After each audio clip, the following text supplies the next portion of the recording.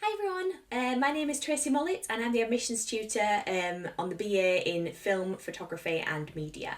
I'm also a lecturer on the programme. I teach a lot of the core modules in your first year, so these are the modules that you have to take as part of your degree programme.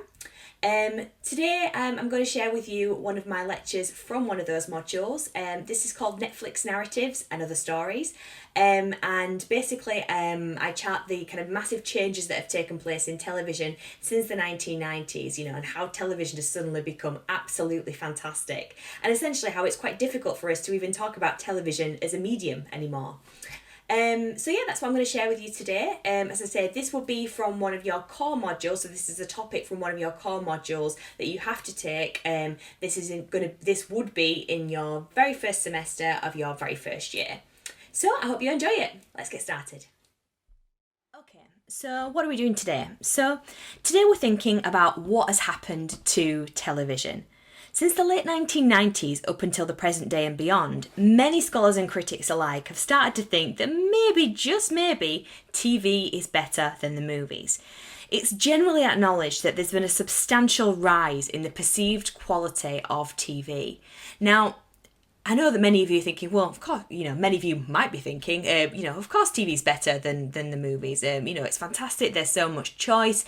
You get longer narratives, so you get more of the narratives and the characters that you love.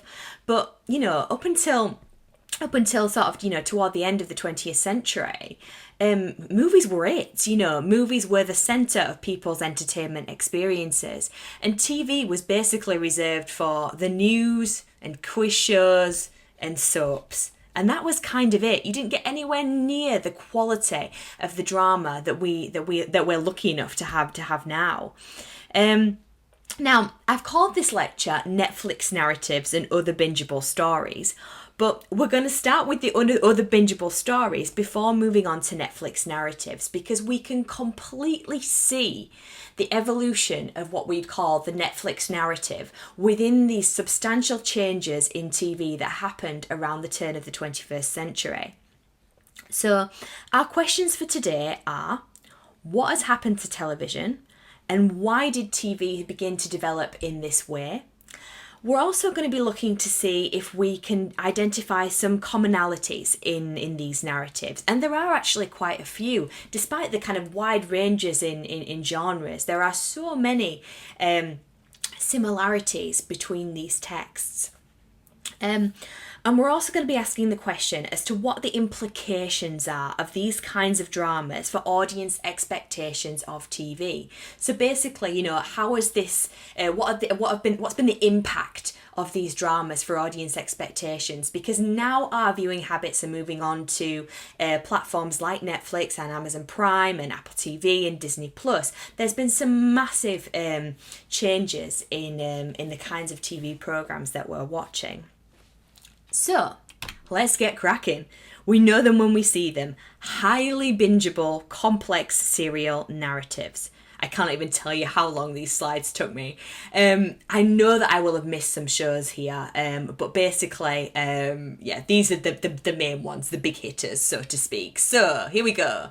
Twin Peaks, The X-Files. You can watch The X-Files on Amazon Prime. If you just get yourself a free trial, brilliant. I've been going through that, reliving my 90s youth. Oz, The Sopranos, one of my favourite shows, if not my favourite show. The West Wing, also amazing. 24, very, very predictable, questionable in terms of its ideology, but a very, very gripping show nonetheless. The Wire, amazing. Essentially kind of like a 21st century version of a Charles Dickens novel, really. It essentially makes a commentary on Baltimore as a city, in terms of the state of the police force, the politics, the education system. Oh, it's really, really good. It takes a while to get into because it's quite difficult to understand. Because it's all filmed on location, there is a lot of street lingo in there. So basically it's like learning another language essentially, but it's a really, really fantastic show. 6 Feet Under, disturbing but great. Lost its way. I used to love Lost. Mystery show, survivors of a plane crash on an island in the middle of nowhere. we find out what happens to them, essentially. Deadwood, one of my husband's favourite shows, not one of mine, but still very good nonetheless. House MD, I don't know if any of you will have watched House, actually. Medical drama, Hugh Laurie. You can't even believe how good his American accent is. It's really good. So it's, quite formulaic, but very complex nonetheless. And does some really interesting things with narrative, actually. In most of the season finales, are very, very experimental in how they're executed. Desperate Housewives, brilliant show. It's funny, sort of tongue-in-cheek humour, kind of mixes up mysteries, murders with a little bit of soap melodrama in there as well. Very tongue-in-cheek is Desperate Housewives. Prison Break, great show. First season, probably the best. Supernatural, only just finished. Very, very good show. And Heroes, the first season is excellent and really, really innovative in how it's told. But again, it kind of lost its way and its funding, so it was cancelled. I'm not going to kind of go through all of these, but they're all so good. Dexter, I've already shown you a clip from that. Essentially, serial killer that we kind of root for, which is a bit disturbing.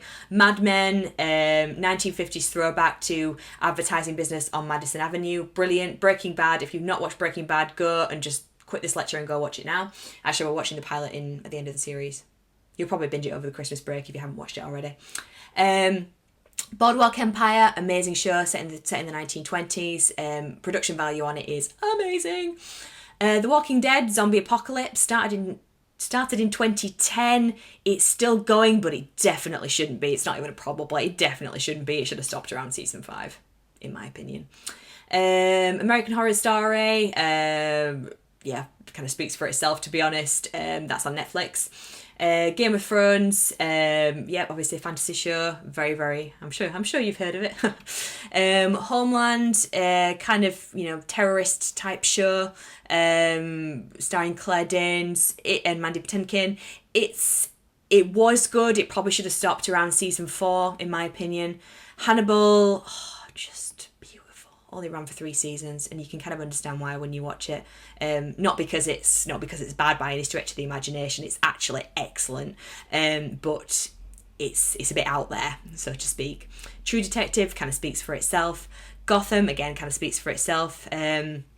Bates Motel, prequel, if you like, to the film Psycho. Westworld, who even knows what Westworld is about? Flipping Western versus Western and sci-fi, sort of. God, if anybody can explain the plot of the last season to me, I'd be really open to that. The Leftovers, post-apocalyptic nightmare. Handmaid's Tale, again, kind of, dystopia based. Well, it's really, really. The Handmaid's Tale is fantastic. It really is. And Elizabeth Moss is just outstanding. But yeah, it's based on the novel of the same name by Margaret Atwood. Very, very disturbing narrative there, and it's already gone beyond the book, which is a little bit grating for me. But it's very, very good. Big Little Lies, again, kind of speaks for itself, really. Drama with intrigue, so to speak. Some excellent acting in that. You can see the hitters there. We've got Laura Dern, Meryl Streep, Nicole Kidman, Reese Witherspoon. I mean, it's just brilliant. And then also, obviously, Succession and The Morning Show. Succession is just cleaned up at the Emmys, and so it showed. Me and my husband are absolutely addicted to it. It's brilliant. Netflix originals. I won't go into these in as much depth. House of Cards, Stranger Things, The Crown, Orange is the New Black, The OA, Ozark, amazing show, Better Call Saul, also amazing show, Narcos, The Umbrella Academy, Mindhunter. All of these have got these kind of great narrative layers to them, and they've all won awards as well. Stranger Things, bless it, it's been nominated for 31. It's only won 6, but the fact that it's nominated is just fantastic. Love it. British ones as well. Some of these I would imagine you would have heard of, some maybe not so. I would imagine, most of you have watched Sherlock and Killing Eve and Peaky Blinders maybe. Line of Duty is only just got really big in the last few years, but oh my god, it's good. It's real. Some of the interrogation scenes in that are as gripping as an action sequence. They're just brilliant. So yeah, Life on Mars, Sherlock, Luther, Killing Eve, Black Mirror was on Channel 4, now on Netflix, probably much better for it. Broadchurch, gotta love a bit of David Tennant, Peaky Blinders, Line of Duty, and Happy Valley. There is going to be a third season of Happy Valley, so we're told, but they're just trying to work it around Sarah Lancashire's filming schedule. So, I mean, obviously there's so many shows there. If you haven't watched, some of them, write them down. I promise you they're all brilliant. But I know equally that there's loads that I haven't mentioned. These are the ones that have been most prominent over the last 10 years and the ones that have won most of the awards. But, the complex serial has become so prevalent in TV now that it's basically the dominant narrative form in TV. Most of the shows that you watch will have some element of this complex serial narrative built into their structure. Okay. So, when and why, then, did this happen to TV? Well, this goes back a lot later than you all probably think. While Netflix went online in 2007, it didn't start making original content until 2013, and this bingeable narrative form far, far preceded that. A key moment was actually with the release of this show, Twin Peaks. The show that changed TV for both the US and the UK when it aired over here in the UK. Now, this was a show that actually, in its advertising, promised to change television and usher in the era of postmodern TV, and it did. Remember how last week I spoke about the term postmodern, this sort of breaking down the boundaries between media? Twin Peaks was the first show to do this sort of thing in TV. It was the first form of what we might call cinematic television. It ran for just 2 seasons in 1990 and 1991. Twin Peaks is, at its heart, a murder mystery. It centres around the murder of a teenager named Laura Palmer. But basically, all sorts of kind of intrigue surrounds the investigation into her death. And there's all sorts of kind of goings on in the town of Twin Peaks. They're all uncovered by Special Agent Dale Cooper, who comes to Twin Peaks to investigate Laura's murder. And this Dale Cooper, so the main protagonist in Twin Peaks, is played by Kyle MacLachlan, who, that was him in Twin Peaks, very, very young there. But some of you might know him from maybe something like Sex and the City. He was in Desperate Housewives. He was in How I Met Your Mother. And he was also in Agents of S.H.I.E.L.D. as well.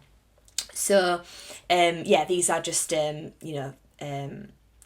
are kinds of examples of the types of actors that get involved in these narratives. But I mean, it was, as I say, it was a murder mystery, but it was also kind of an investigative cop show as well, and it was also a melodrama because you get tied into all the different kind of dramas and relationships and family dynamics that are within the town of Twin Peaks. So there's so many different characters in it, and there's so many different strands to the narrative, and it brought forward a new understanding of what television could be. Here's one of the showrunners for Lost, Watchmen and The Leftovers explaining the impact of Twin Peaks. His name is Damon Lindelof. You might have heard of him. I think for me, Twin Peaks was a huge impact on me, and I would watch it with my dad. And when the show was over, we would talk for like 2 hours about what the hell just happened. And he said, there are these 2 guys who write it, David Lynch and Mark Frost, but we should go get some David Lynch movies and check that out. And the sort of fundamental idea that a television show could leave the space of the hour that it was on and enter into a conversation with other people as to what it meant. And it's, the question of who killed Laura Palmer became so secondary to all these other sort of mysteries that were swirling around it. I just remember, really wanting to meet David Lynch and ask him, questions about his show. And that was sort of my first fundamental understanding that the TV was actually made up by people, as opposed to this thing that actors just kind of got together and said, "Hey, you want to do a scene together?" So the idea that there were these people called creators and/or showrunners, that was definitely on my radar. So there's a number of things that I want to draw out from what Damon Lindelof said there, and from some of the points that I just made, which are crucial to our understanding of what happened to television. So firstly, Damon Lindelof mentions the role of the showrunner. In the case of Twin Peaks, this was a man called David Lynch, who was a world famous film director. Okay, now here we have this kind of understanding, or this kind of building of understanding, of the showrunner as an author of sorts, as an auteur of sorts, which again is a term that we would usually associate with film. It's this idea of them having a specific style for their show, or a vision for their show, and of the kinds of stories that they like to tell. And we're going to talk more about this in week 7 when we look at auteur theory.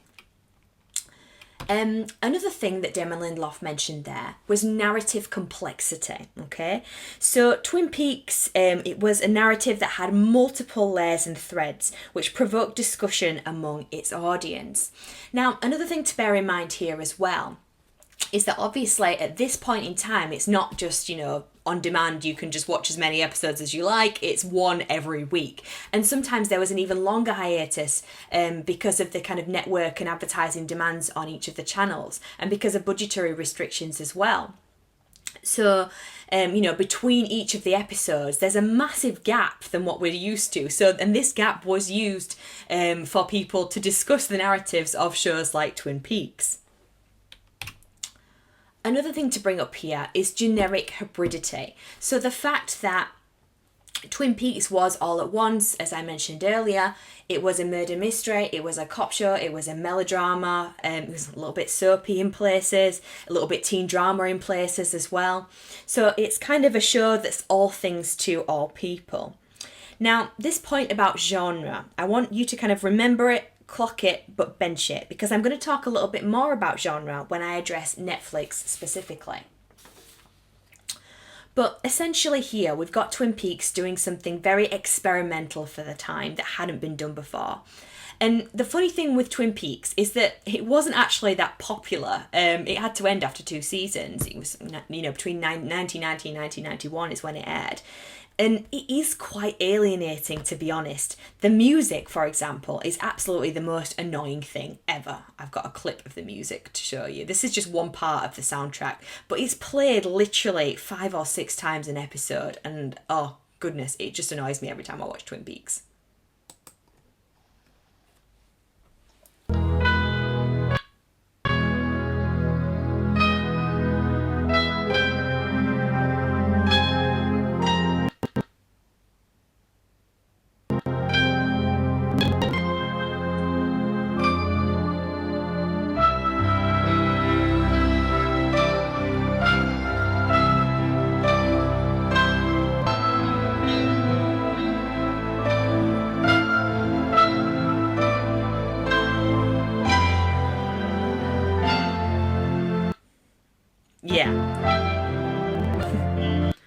Sorry, it's a little bit sketchy in terms of quality. I don't think PowerPoint likes it when I embed an audio clip. But yeah, so imagine that 5 or 6 times an episode over what it feels like every single scene.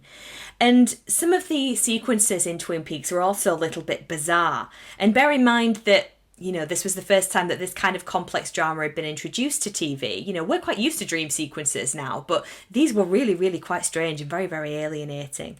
So a lot of them kind of displayed the mindset of the protagonist, Dale Cooper, as he sort of tries to figure out the kind of various threads of the case surrounding Laura Palmer's murder. So the thing with Twin Peaks is that it, as I say, it didn't run for very long, and it perhaps went a little bit too niche, a little bit too cult. And obviously, because networks relied on ratings at the time, because they get a lot of their revenue from advertising, it was ditched because it wasn't attracting the audiences. But nonetheless, the networks did latch on to certain things about Twin Peaks, which, in combination with other developments, significantly transformed the nature and the form of television. So, as I mentioned, in many ways, Twin Peaks laid down the foundation for these changes in TV. But obviously, these things didn't happen in isolation. Firstly, As cable and satellite channels became more and more common in the 1990s, network audiences were beginning to decline. So this kind of mass audience wasn't being targeted anymore.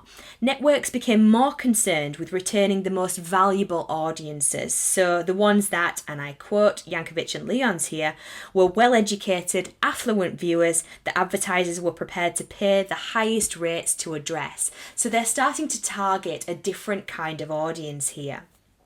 And this also coincided with a change in the movie business. So when we're getting toward the end of the 20th century, you have all of these kinds of changes in the movie industry. Studios become a lot more like publishing houses, and they become more global in their reach. It's all about making as much money as possible. I mean, obviously it's still like that now, but this is when, this massive kind of change towards the neoliberal market occurred. It's all interconnected with a lot of stuff that you're going to be studying on your degree.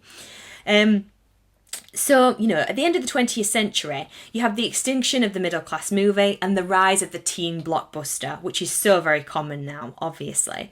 So if a film couldn't be made on the cheap or guarantee an opening weekend of $50 million or more, it was out. So TV essentially stepped in to fill that void. So thoughtful drama, thought-provoking narratives for adults in their sort of 20s to 50s, that was all on TV. And this also came at a kind of a perfect technological time as well, because the rise of VHS and DVD box sets and on demand made it easy for people to catch up on the shows they'd heard so much about. So there's also a change in exhibition here as well. There's a change in how people are watching. So it was a sort of situation where there was, you didn't have to watch it, then and there. On the channel, you could get it on DVD when it came out on box set, and so on and so forth, or you could borrow it from a friend or whatever.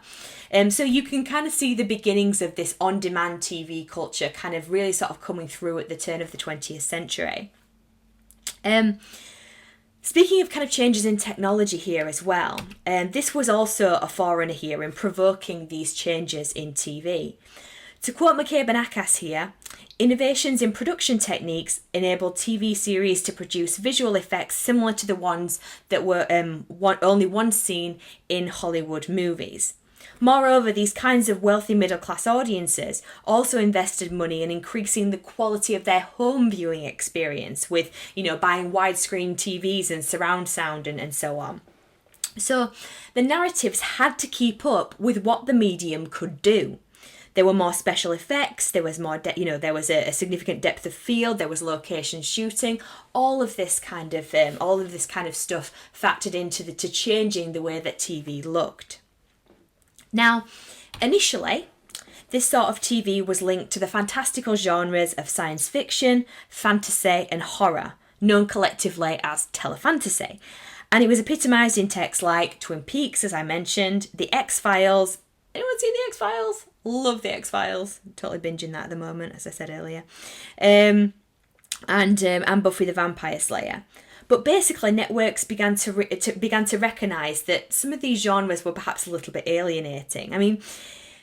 The most important thing to think about when we're thinking about these sorts of shows, so shows like Buffy, shows like The X-Files, they're sci-fi, they're fantasy.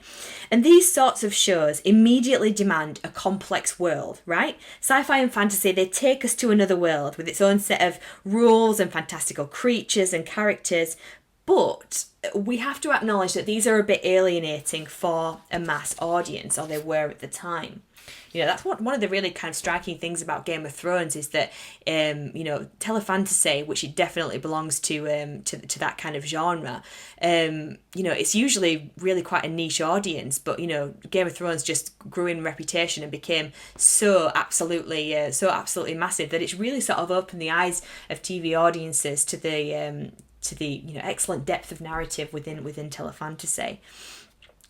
But yeah, essentially what happened, at this point was, networks started to realise that, these kinds of shows, at the time, they had quite limited appeal, and that such complex narratives, so they decided to abandon these kinds of cult genres, so not to just, make these kinds of dramas in fantasy and sci-fi and so on. But they sought to produce programmes whose, and I quote Brown here, whose cult status was linked not to a specific genre, but to quality. So it's that sort of narrative depth that they pulled out of these kinds of shows. So not the genre, not the fact that it was a sci-fi, not the fact that it was a fantasy, the fact that it was a quality, complex narrative. Now, all of these factors work together to increase general interest in TV as a medium. And it began to attract the attention of big screen directors. So David Lynch dove in headfirst with Twin Peaks, but other directors soon followed. So big screen directors like Steven Spielberg and David Fincher have been increasingly drawn to the serial narrative form, realizing that the sheer breadth of the television serial frequently allows them room and possibilities that cinema and theatre simply cannot. So, for example, Steven Spielberg notably did a series called Band of Brothers, which was set in the Second World War, a dramatisation of the path of Easy Company as they fought their way through Allied occupied Europe. They fought their way through occupied Europe as a part of the Allied forces. Totally said that wrong. I apologise. David Fincher took a little bit longer to get into television, but as many of you may know, he is responsible for Netflix's House of Cards and Mindhunter. What then are some of the key features of these kinds of narratives? Well, firstly, production values are high. They look great and they're very, very expensive to make. If it was going to air on network TV, advertisers had to be sure that they would get the return from that affluent audience demographic. So networks became dedicated to producing quality television, including, and I quote, ensemble casting. So they would have, a really quite a big cast, like something like Lost, for example, but also, comparable dramas at the time. Things like The Sopranos, which has also got a massive cast. The West Wing also has a massive cast. Life on Mars, as a kind of British equivalent, they had maybe, sort of four or five, cast regulars, but a hell of a lot of extras as well to sort of, to flush out, to pad out the mise en scène. Mobile camera work, densely packed visual fields, accelerated pace, and narrative velocity. So, they're really quite fast paced, but they have an incredible amount of narrative depth. To demonstrate what I mean by this kind of in terms of high production values and ensemble casting and mobile camera work and so on, I'd like to show you a clip from the opening scene to Lost, which demonstrates very, very clearly this kind of, this leap in quality.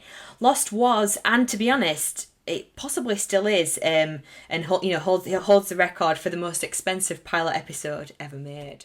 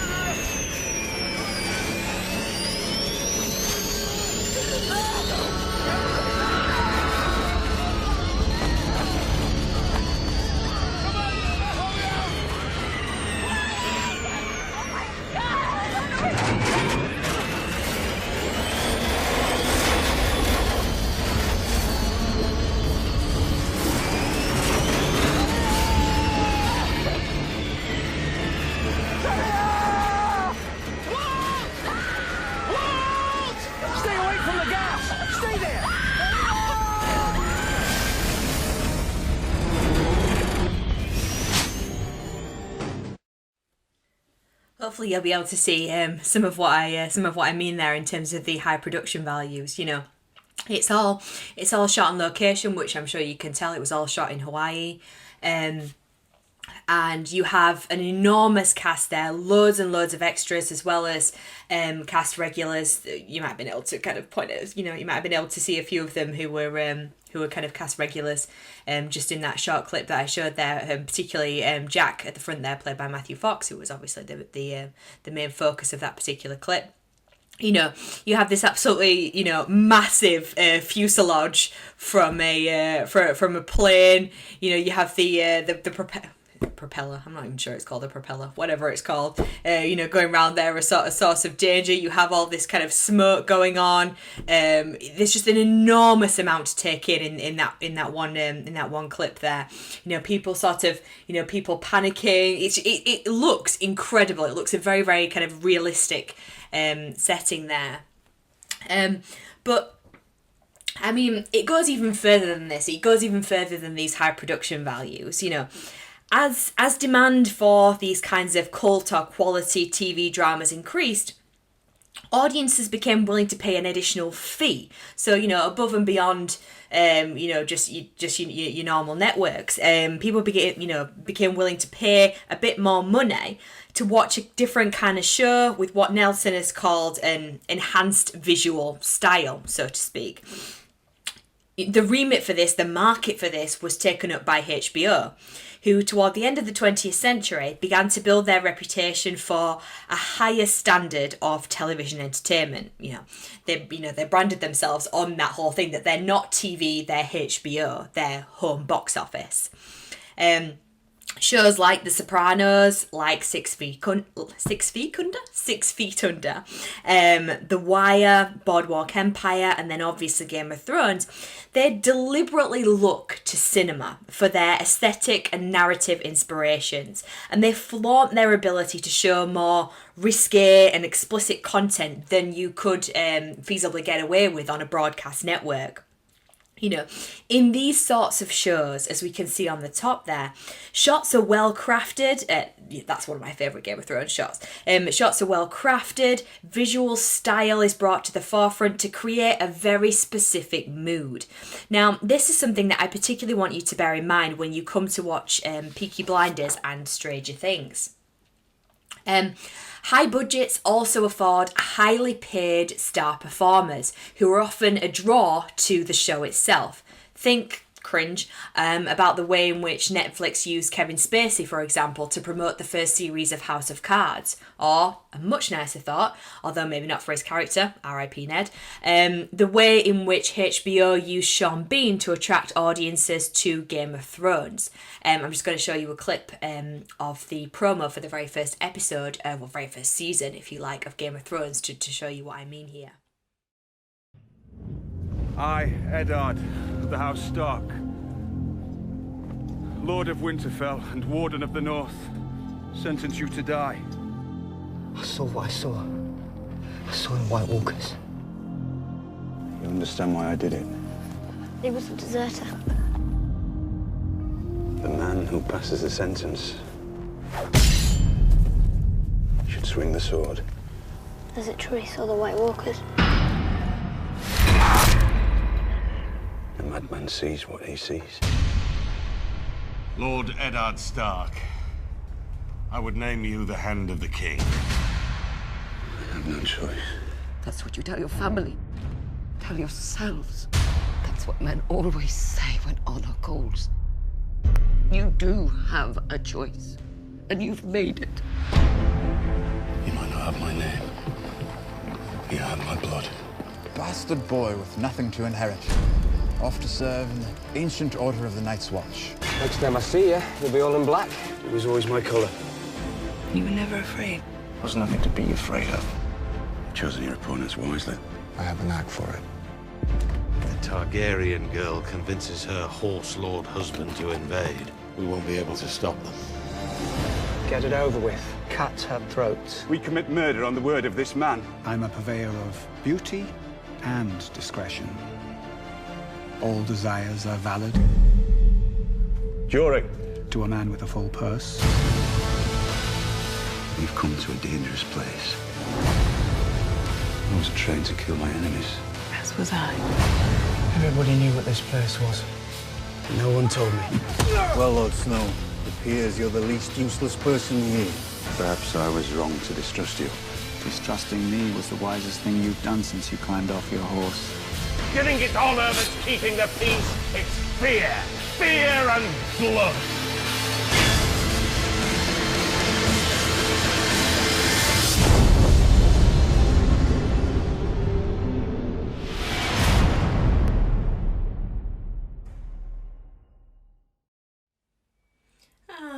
Let's all sob about how good Game of Thrones used to be. Like I say, it just had so much promise. I always get very upset about it. Okay. So, another common characteristic in these dramas is the character of the anti-hero.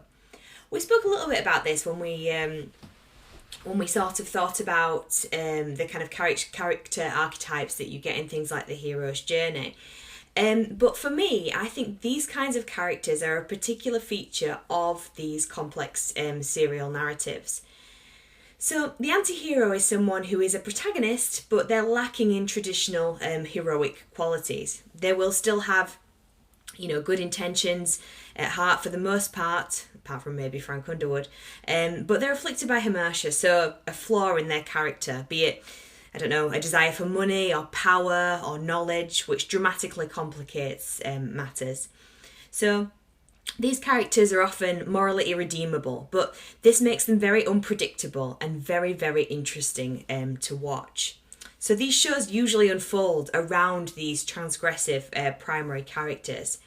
Historically, with these types of dramas, as you can just see by the sort of the profile there, these characters are usually white and male, with the exception here of Luther, who is fronted by a black male, Homeland, who has a white woman, Carrie Matheson, as its lead. Nonetheless, Carrie does fit this profile to a T. She's not a likeable character at all, and her decisions are often morally questionable. A similar thread can be identified for Villanelle in Killing Eve. Villanelle's a fascinating character to watch because we genuinely don't know how she's going to react to any given situation. These characters all usually have a weakness of some description, somebody that they care very deeply about or a secret that they're trying to hide. So Don Draper's past in Mad Men, for example, Carrie's feelings for Nicholas Brody, the terrorist in the first few seasons of Homeland, and then her partner Peter Quinn, whose death from the series actually stopped me from watching. I was so outraged.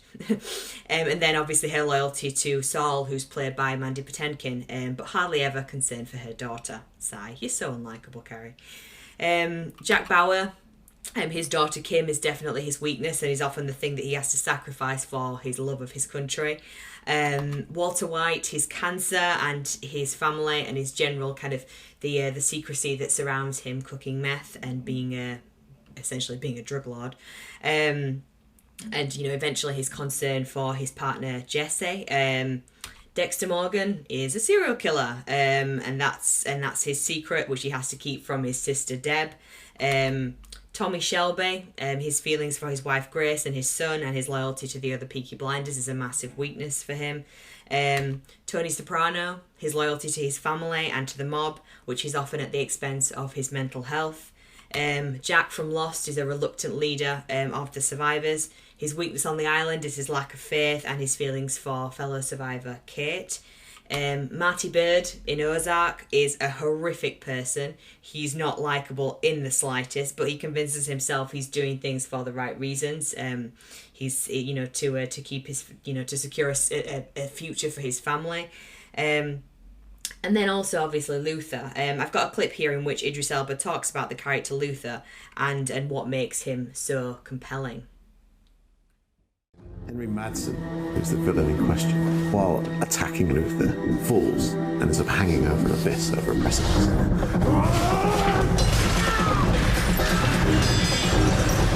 So as I'm reading that first scene, I'm in Puerto Rico, shooting a film out there, it's 100 degrees, and I'm like instantly cold. I'm wet, I'm damp, I'm in this industrial place, and this character, John Luther, who I still don't know yet, is like allowing him to hang, just completely compelled. Oh, Henry. You're gonna fall, Henry. Oh, God. It's like the gift of God, you know, I can decide whether you're gonna die or not. And I was like, wow, that's deep. So I was completely brought into that scene and that script and the idea of Luther from the first page. From the first page. Please, I'm gonna fall, I'm gonna fall. You're lying to me. Why are you lying? Because you've done that before, haven't you? You've lied! And lied! And lied! The takes got more and more emotional because we wanted the audience to know that Luther is at his wit's end. So when we find out that she's still alive, he's done it. He's like almost in tears. We've got her. Oh, thank God. Luther is offered the first of his true moral choices of the show, to behave in a proper and legal fashion and save this man's life, or act according to the diktats of his gut and his heart at the time, which is to allow the man to fall. How many more were there? No. How many were there? Director Brian Kirk wanted this to be a scary moment. He wanted this is the opening of the first episode, and he wanted the audience to be sucked completely in. And so he wanted that drop to be real, and he's really there. It's not a green screen or anything. And you look down, and he's there, and so is that 120-foot drop.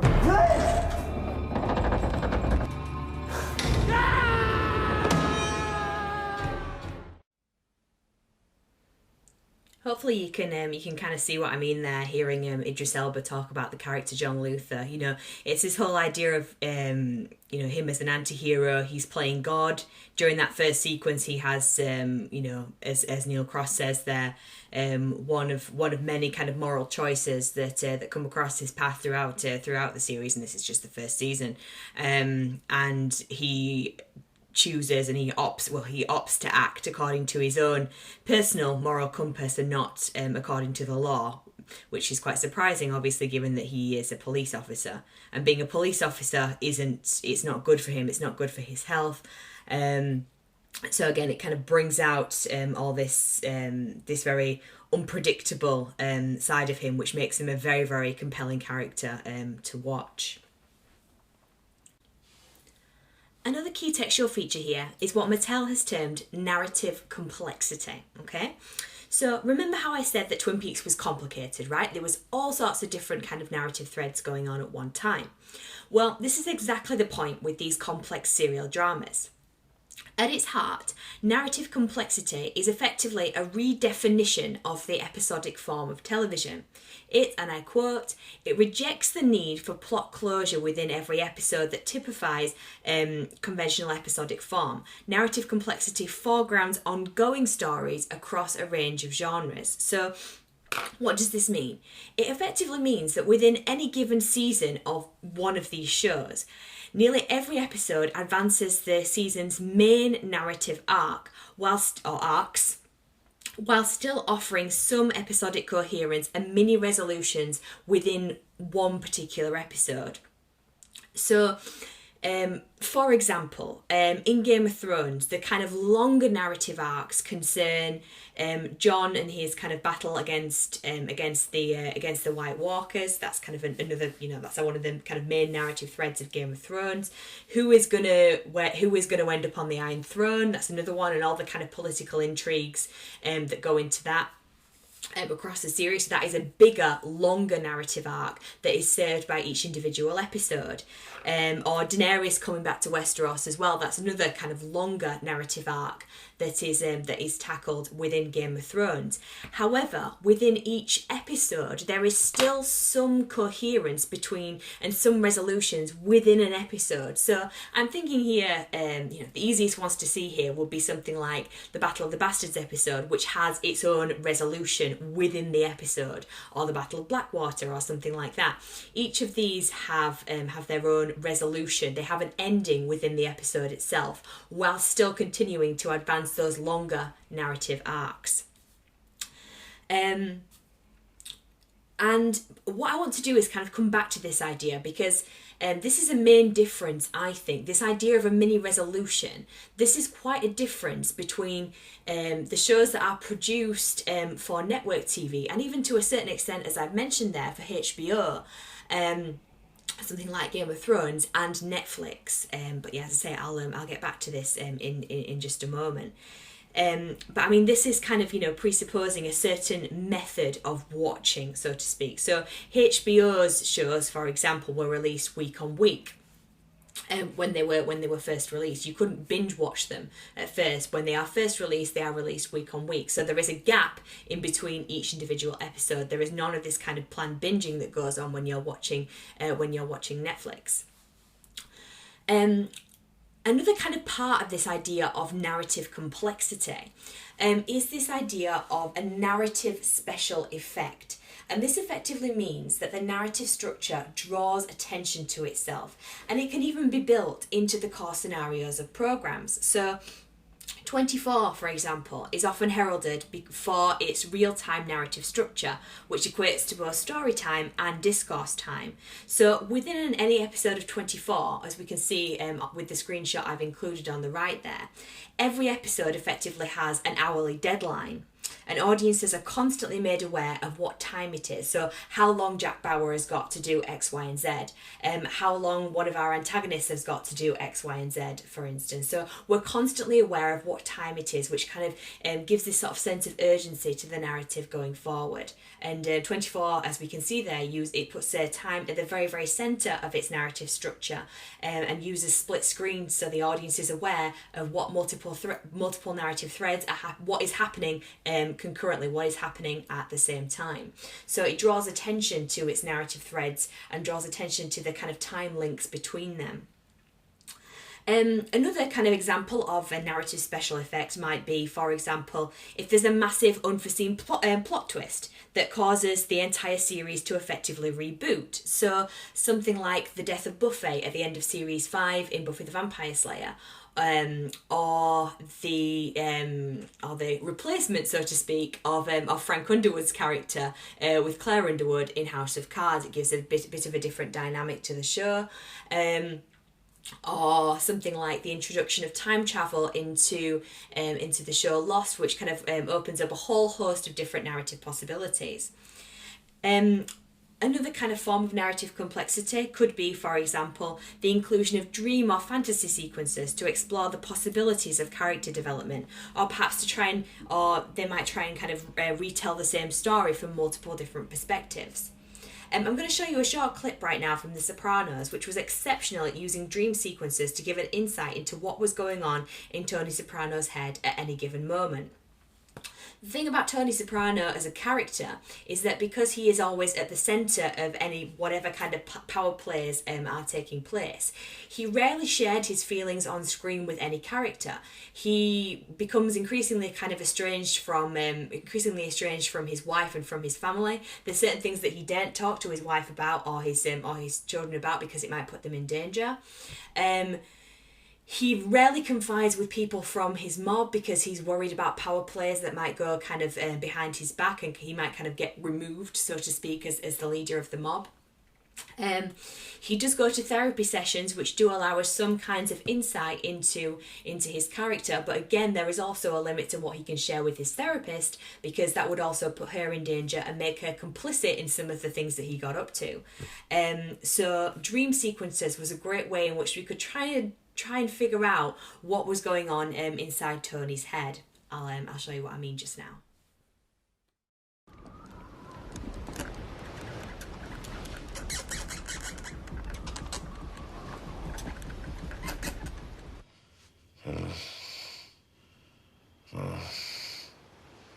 Where you going? I don't know. What are you looking for? Somebody's looking for me. Who? I don't know. Our true enemy has yet to reveal himself.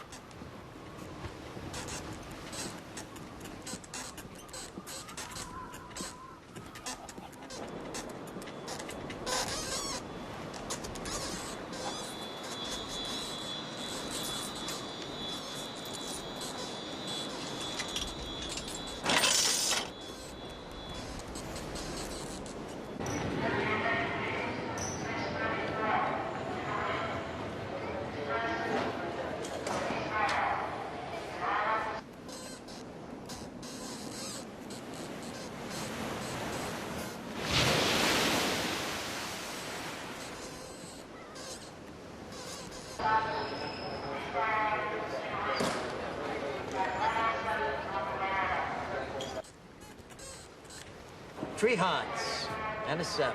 Queen bites.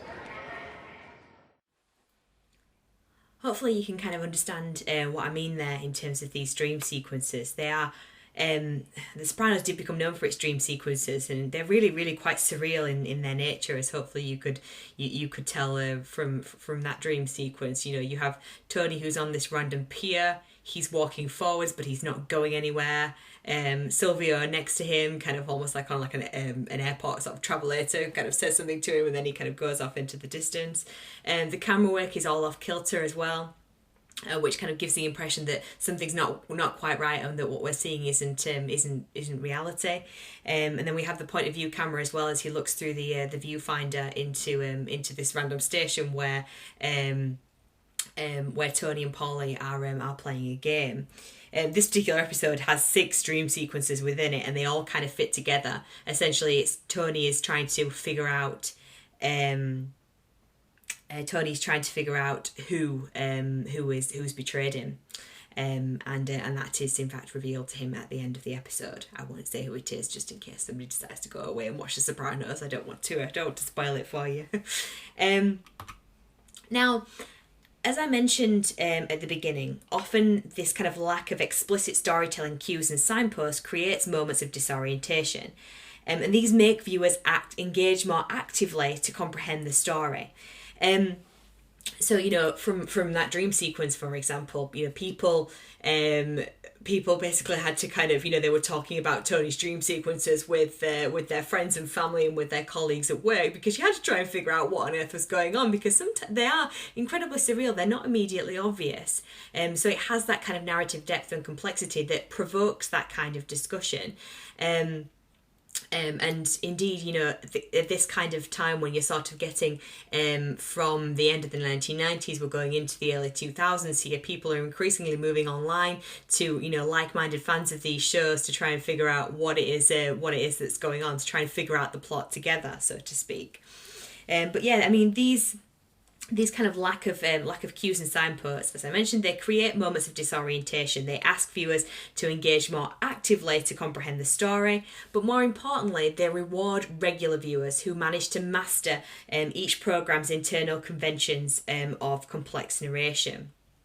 And what's also really interesting here is the kinds of audiences that are watching these. So, as Mattel has argued, and I quote, "These programmes can be quite popular with a mass audience or have narrow appeals to cult viewers willing to invest the effort into the decoding process. While certainly many of these cult series have demanding narratives that may seem inaccessible to a mass audience, the striking popularity of some complex programmes suggests that a mass audience can engage with and enjoy quite challenging and intricate storytelling." So it's kind of targeting different levels of audience here. You know, you have the audience that is literally going to go, you know, they're going to go online and they're going to try and figure out exactly what Tony Soprano's dream means. And you have those that are like, that was a bit weird. Maybe that'll kind of, you know, work itself out. Maybe we'll figure out what that's all about by the end of this episode or in a couple of episodes' time. So there are, you know, different kind of levels of viewer kind of coming to the forefront here. But this kind of narrative complexity, it's suitable, so to speak, for both a mass audience who just want to kind of watch and see what happens, and then this cult audience that have to know right now what each kind of individual scene or narrative thread actually means. Okay. So another thing that I wanted to kind of go over, and this is another feature of these kinds of dramas, is intertextuality and transmediality. Now, this is kind of as a result of this increasing trend towards postmodernism in entertainment. So, remember last week when I was talking about Run Lola Run, and I was also talking about this kind of hyper-awareness that kind of anti-classical narratives have, this kind of, you know, awareness that there's an audience there, and there's a kind of sense as well that there is the boundaries between media are breaking down. So with Run Lola Run, I said that, you know, it was edited like a music video, for example, and that the animation was kind of blending with the live action to kind of create this to create this kind of really sort of niche and offbeat sense for the narrative. And this is proliferating in television, as we've seen, because television's aesthetic qualities are becoming increasingly like that of cinema, right?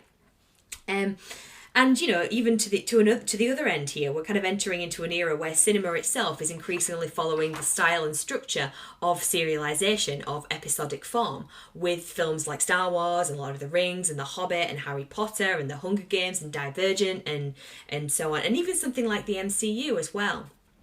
Because the MCU, when we think about it, the Marvel Cinematic Universe is essentially an interwoven episodic saga that's full of references between these films. They all fit together, right, to form a grander narrative. You know, and as I say, as Kreber has argued, you know, these kinds of movies, they're emulating and adopting the continuing dynamics of small screen drama, frequently complete with cliffhangers at the end of each feature-length segment. And yeah, so you have this kind of this intertextuality, this referentiality between film and television here, and something that's especially prevalent when we're thinking about Stranger Things is this is a concept that is intrinsically linked to this idea of postmodernism and this kind of hyper-awareness, and it's this idea of intertextuality. Now, intertextuality effectively means a text that actively makes reference to other texts, right? By the way it looks, by the way it sounds, or even text that just mentions other texts within their narratives as a way of associating itself with a particular film or television show. So to quote Jim Collins here, the foregrounding of intertextual references has become a marker of quality television. More recently, quality television has developed across production companies and networks. The explicit referencing has played a vital role in situating a given programme in relation to other forms of quality and non-quality programmes. What does this mean? Well, a couple of examples here that we can kind of foreground. So, for example, in The Sopranos, Tony's mob of captains, they watched The Godfather. Even in that dream sequence clip we just saw then, Silvio says, "Our true enemy is yet to reveal itself," and that is a line from The Godfather.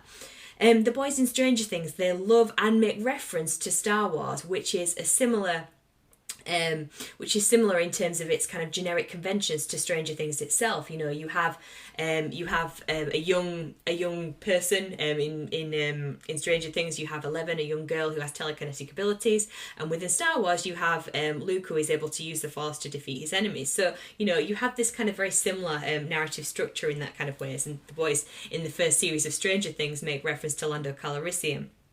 And when they're talking about Hopper and worrying that he's going to betray them, as Lando Calrissian does, betrays kind of the central three, if you like, within Star Wars. In a more self-referential way, there's all sorts of references to Breaking Bad in the Netflix originals Better Call Saul and El Camino. You have to have a knowledge of other texts to be able to truly get the reference. Hopefully that makes sense. These types of dramas also very use what we would call transmedial storytelling. So they tell their story across a multitude of different mediums. So I put here, think TV, film, and the web. The notion of transmedia storytelling was first coined by Henry Jenkins when he analysed the complete story world that was created by the Wachowski brothers around their film trilogy The Matrix, which we've just watched. In this seminal work, he defined transmedia storytelling as, and I quote, "a process where integral elements of a fiction get dispersed systematically across multiple delivery channels for the purpose of creating a unified and coordinated entertainment experience."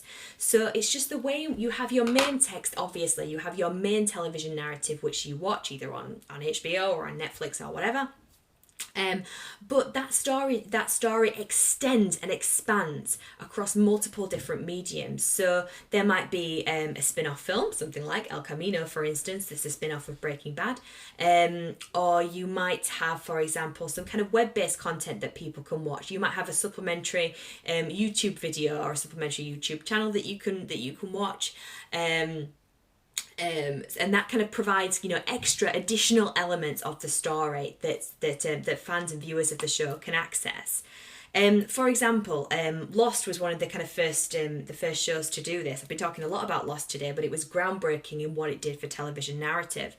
Lost left Easter eggs within its narrative for devoted viewers to find. It launched a website for the Hanso Foundation, which was key to the mythology of the island where the survivors of Oceanic Flight 815 where they get stranded. So this website provided insight into the Hanso Group's various research projects, including life extension, electromagnetic experimentation, and genome studies, and all of that was kind of key to the island's mythology. They also launched an alternative reality game called The Lost Experience as well. So these are kind of different ways in which people could engage with the narrative of Lost, and because of the narrative depth of a lot of these shows, they do lend themselves to this transmediality, to this storytelling across different mediums. Although I've spoken a little bit about some Netflix shows in and among here, all of these developments within complex serial narratives, so all of these developments, they laid the foundations for Netflix narratives to shine. Netflix shows, and indeed, shows like shows from HBO, for instance, they comprise of fewer episodes generally, so between sort of 10 to 13 episodes, rather than the sort of 22 or 24 that you might associate with a network television show.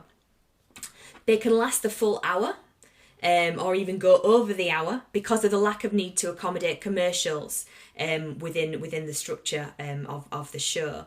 And as well, it offers a lot more narrative freedom in that sort of sense, because they have to think less about pacing to allow for a commercial break. Because if you think about it, within a network show, they would have sort of say 4 or even 6 beats, if you like, between commercials, because they would have to allow for that commercial break, and they would want to keep their audience watching beyond the first commercial break. So they have to have a series of like little cliffhangers, if you like, built into the show, as well as have some sort of episodic closure, but also to kind of drop a bit of a cliffhanger in there to make people want to tune in the week after. And as well, as I say, they can. But Netflix narratives and shows that are not made for conventional network television, they can even take longer than that. So the series finale of Ozark, for example, I believe it was like an hour and 15 minutes. The series finale of the series 3 finale of Stranger Things was like an hour and 20 minutes. So they're almost like feature length, and they can go over because the medium allows them to. They don't have to accommodate commercials. They also often air without audience testing, so they promote themselves on being a more exclusive television experience. But if we also think about the kind of content that is available on Netflix, if you think about the explicit sexual content, for example, that's in Orange is the New Black, for instance, or the kind of incredibly disturbing narratives of something like Black Mirror, there's no way that some of this content would be allowed on regular broadcast channels. In working to define its programming against traditional television, Tryon argues that, and I quote, Netflix echoes HBO branding strategies by reconceptualizing streaming as a more engaging form of television, one that exists on a technological and cultural cutting edge. So Netflix began online streaming in 2007, and it gradually moved into original content creation with award-winning series like Orange is the New Black and House of Cards, and revived cult comedy Arrested Development. Netflix really, if you think about it, seems a natural home for this kind of cult television series, as the company's CEO confirms that the platform, and I quote, aims to produce series that are not already on television or would be difficult to put on television, giving these narratives the offbeat or edgy qualities that you would associate with a cult show. So, another thing I wanted to kind of raise here is that, remember how at the beginning of this lecture I said that Twin Peaks was a generic hybrid? It was a melodrama, it was a cop show, and it was a murder mystery. And that when these shows first started out, because they're on networks, really up until the release of platforms like Netflix, they're all kind of generic hybrids. I mean, hell, Game of Thrones is even a bit of a hybrid. It's a fantasy story, as well as being permeated with political intrigue, power plays, and romances as well. But what Netflix can do, because of its breadth of content, it can lean into its genres more closely and produce these really sort of beautiful genre pieces. And another kind of thing that I want us to think about here is this idea of the way in which Netflix encourages us to think about its shows.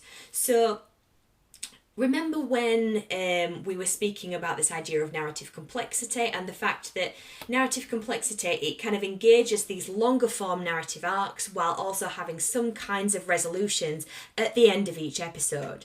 For me, Netflix doesn't do that, okay, because it encourages us to, and I quote Baker here, to think of its products as best experience in their overall epic duration as one grand expansive experience.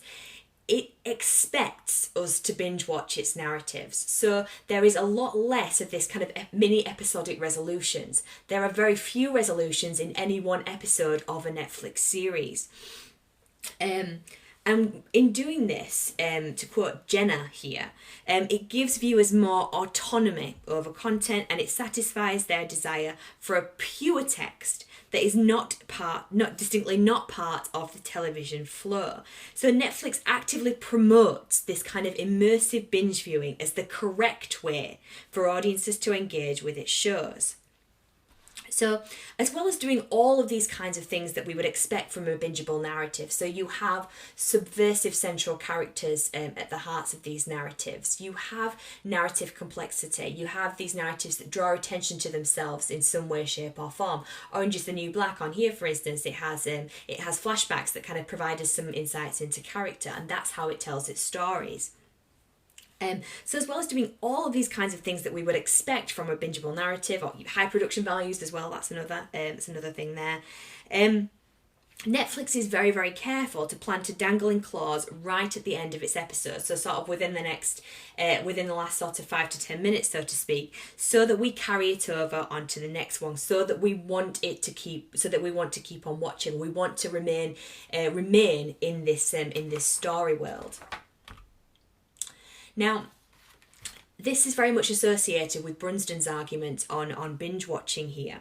So Brunston has argued, for instance, that binging causes conflict within the audience who are caught in this kind of contradictory desire to find out what happens next and for the story not to end. But there have to be certain conditions that are met for us to want to continue to view in this way. So, as she says here, the world must be imagined and realised with sufficient intensity to make it hard to resist returning.